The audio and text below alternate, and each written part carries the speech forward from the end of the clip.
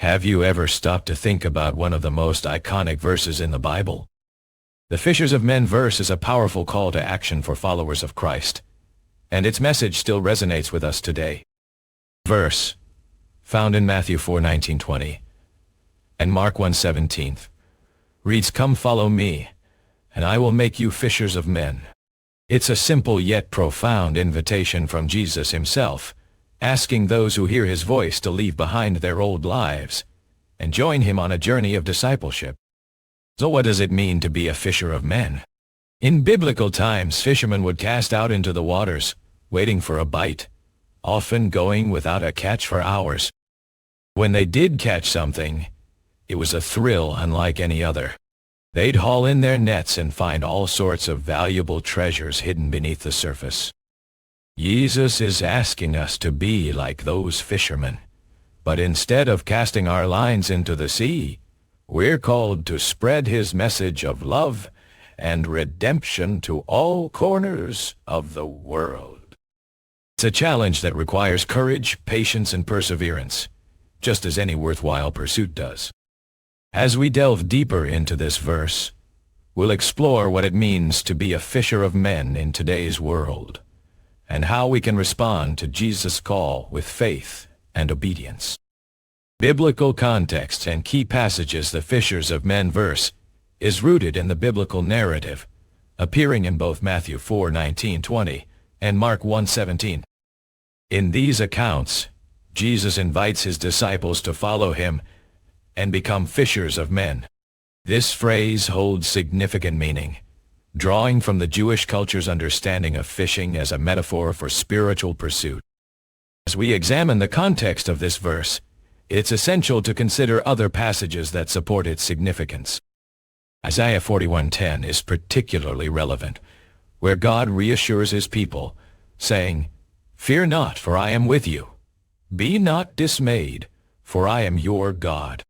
This promise echoes throughout Scripture and provides a foundation for our understanding of the fishers of men verse. The Old Testament prophet Isaiah also speaks to the concept of being called by God. In Isaiah 6:8-9, we find the story of Isaiah's own call to service, where he volunteers to go on behalf of his people and is subsequently commissioned by God. This passage illustrates the idea that being a fisher of men involves being obedient to God's will. Another key passage, Matthew 28:18-20, commonly referred to as the Great Commission, further emphasizes the importance of spreading the message of Christ. Jesus instructs his followers to go and make disciples of all nations, echoing the fishers of men verse in its call to action. As we navigate these biblical passages, it becomes clear that being a fisher of men is not just about evangelism or proselytizing. It's about sharing the transformative power of Jesus' love with those around us. Key takeaway from these texts is that this calling requires courage, humility, and a willingness to follow God's lead. Isaiah 41:10, God's promise to be with his people. Isaiah 6:8-9, Isaiah's call to service and obedience. Matthew 28:18-20, the Great Commission and the spread of Jesus' message. The fishers of men verse is not a one-time event or a solitary calling. It's an ongoing process that demands our participation. As we seek to understand this verse in its biblical context, let us remember that being a fisher of men requires a willingness to listen to God's voice and follow his guidance, just as the original disciples did. Meaning and key themes. The fishers of men verse is often misunderstood as simply being about evangelism or proselytizing. However, when we dive deeper into the biblical context, we see that it's actually about sharing the transformative power of Jesus' love with those around us. Jesus isn't asking us to be salespeople or recruiters. He's inviting us to be partners in his mission of redemption and restoration. This means being willing to listen to others, share our stories, and offer a helping hand, all while pointing people to the source of true hope and peace, Jesus himself. At its core, being a fisher of men is about recognizing that we're not just individuals with our own struggles and triumphs. We're part of a larger community connected by our shared humanity. When we see others through this lens, we begin to understand that our actions have the power to make a real difference in their lives. This verse challenges us to rethink our assumptions about spirituality, community, and purpose. It's not just about converting others. It's about being vessels of God's love in a world that desperately needs it. Fishers of Men verse is an invitation to join Jesus on a journey of discipleship, where we learn to see the world through his eyes and respond with compassion, kindness, and humility. As we embark on this path, we're not just becoming fishers of men, we're becoming agents of healing, restoration, and transformation.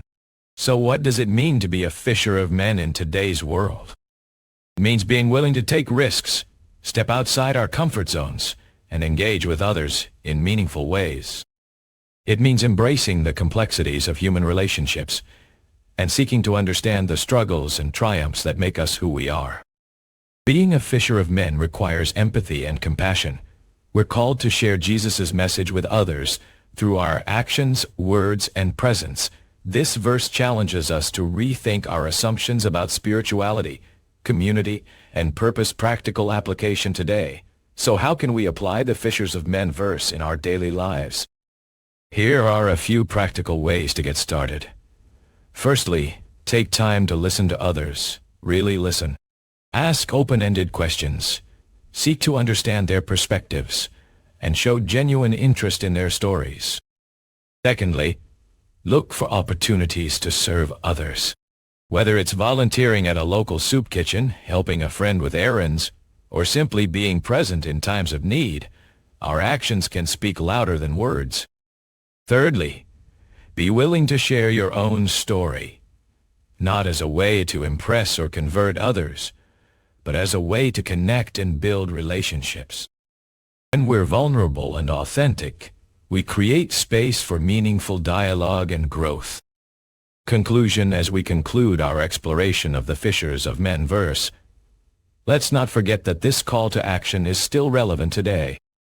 It's an invitation to join Jesus on a journey of discipleship, where we learn to see the world through his eyes and respond with compassion, kindness, and humility. Being a fisher of men requires courage, patience, and perseverance, but it also offers us the opportunity to be vessels of God's love in a world that desperately needs it.